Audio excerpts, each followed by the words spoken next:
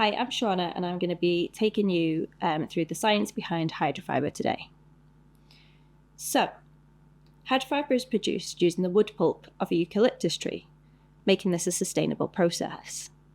This wood pulp is taken, spun into a solution to create long cellulose fibers. This is then allowed to dry, and this is what we create what we know as tow.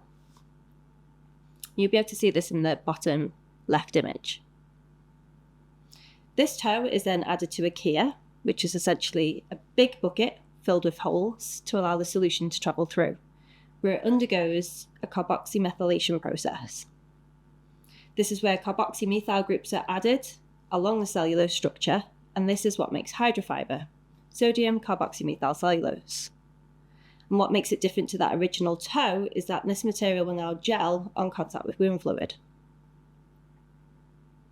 The long tow is then taken and cut into staple fibres of a specified length, and this enters the carding process. This is where all the fibres are opened up and fluffed up, making the materials nice and lofty. This is then layered up, and it enters the needling process. The needles are barbed, and so as they move through the material and come back up, the little barbs on the needle grab the material and pull the material to consolidate it all together, and this is what makes the hydrofiber roll stock.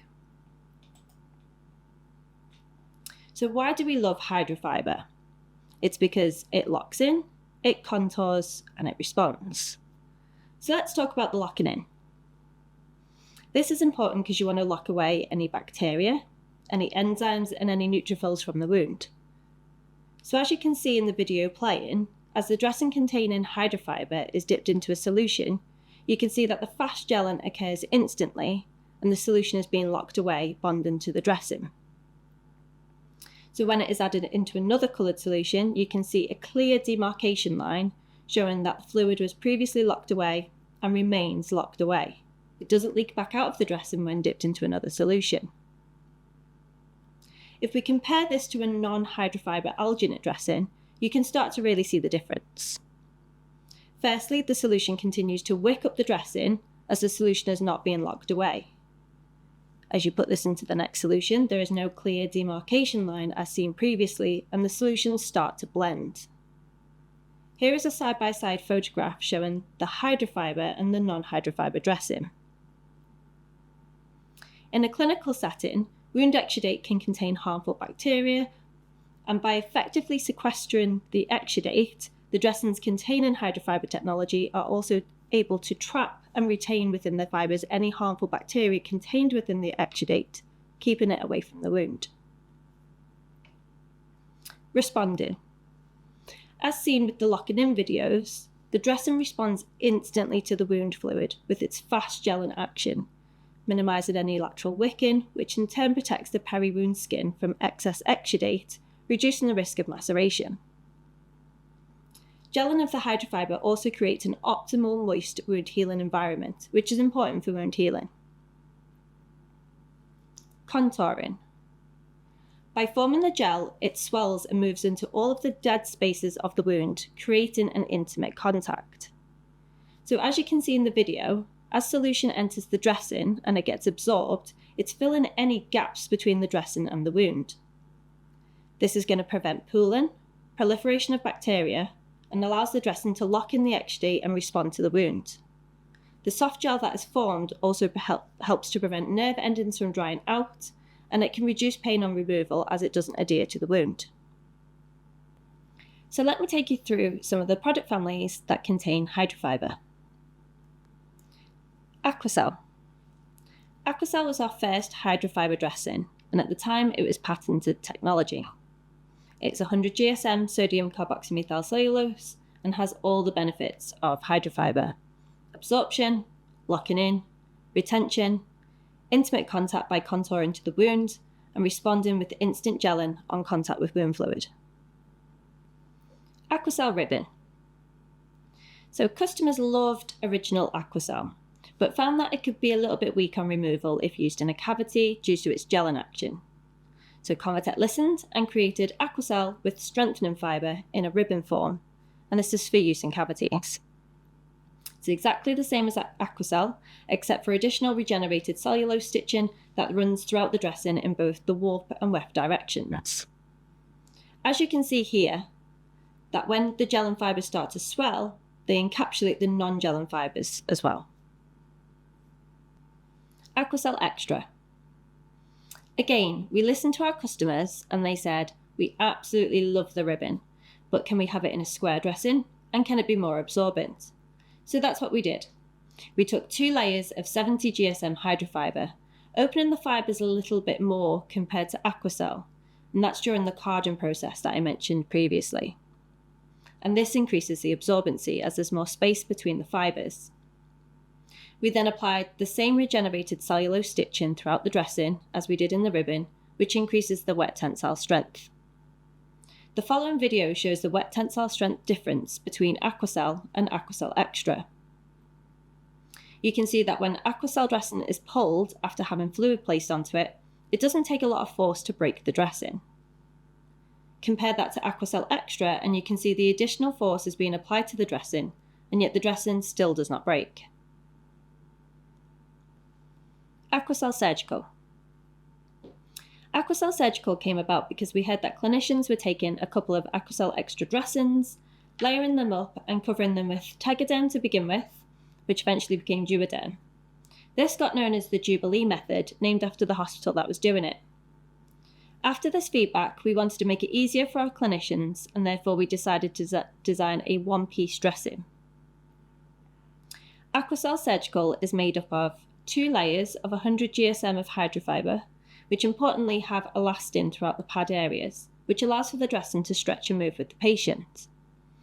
This is important as if you think of a dressing being applied over a knee, for example, you need the dressing to be able to flex, otherwise blistering can form from the tension and stress placed on the surrounding skin. We took this into account during the design of the dressing, and we allow for a 20% flex and extension of the dressing. We also needed to ensure that the Hydrofiber layer would form intimate contact around surgical staples, with this being a surgical dressing. And as you can see from the video, this is the case, the Hydrofiber filling up any dead spaces, including around the staples. The dressing also has a skin-friendly hydrocolloid adhesive border, which keeps the dressing in place, again stretchy to allow the dressing to flex. And finally, a polyurethane backing film, which is waterproof, bacterial and viral barrier. Aquacel foam. We then decided to branch off into the foam market. Clinicians love foams, they're soft and cushioning, and so came along Aquacel foam. It's made up of a waterproof viral bacteria barrier polyurethane film, which has a high MVTR. This means that it can move fluid that has been absorbed into the dressing up and out. It's breathable. It also has a low friction to protect it from shear and friction forces.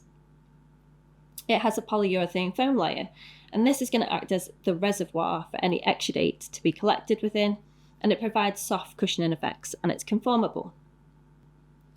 Our Hydrofiber layer, which has all the benefits we've previously mentioned, such as locking in, contouring, responding. It reduces the lateral wicking, moving fluid up and out of the dressing, which allows for a good total fluid handling of the dressing.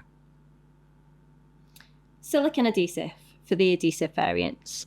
This is a soft silicone adhesive border, which has been chosen as silicones are skin friendly. You don't get cell stripping like you would with an acrylic adhesive. It's repositionable, which can help the clinician to lift and inspect the wound if needed, or if it's placed incorrectly on the wound on the first go, it can be replaced and it won't stick to gloves. The next video I will show you is a demonstration that we call the splat test. This shows the importance of that locking in Hydrofiber layer. We have 3 different dressings here, 2 competitors and one of them Aquacel foam. Now, as you put pressure onto the dressing, as shown here by walking on them, 2 of them release all of the absorbed exudate, which can be shown by fluid on the paper towel around them. This does not happen with Aquacel foam because of the Hydrofiber layer. As mentioned previously, it locks in the exudate, it does not let go. This is important, as imagine a patient that may put pressure on their foam dressing without Hydrofiber. It just acts like a sponge. It will absorb the fluid, but as soon as you squeeze the sponge, it releases all of the fluid.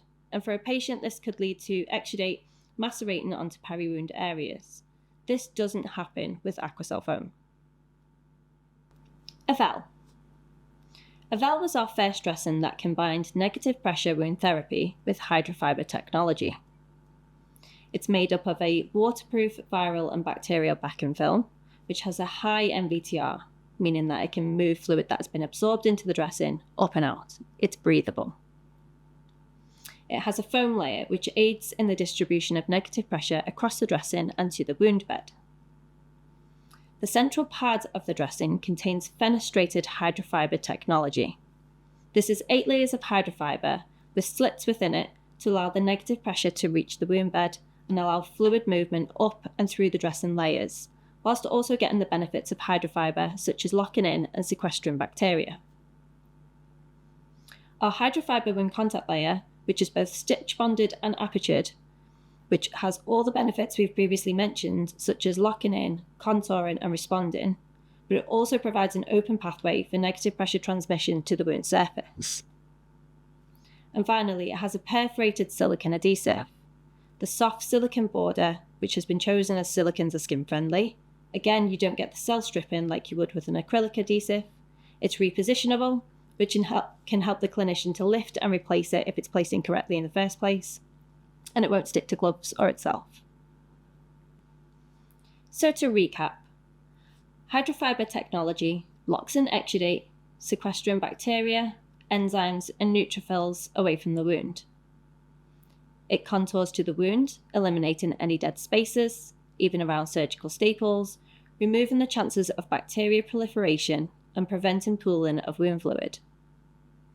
And it responds to the wound with its fast gelling and creates that moist wound healing environment, which is optimal for wound healing.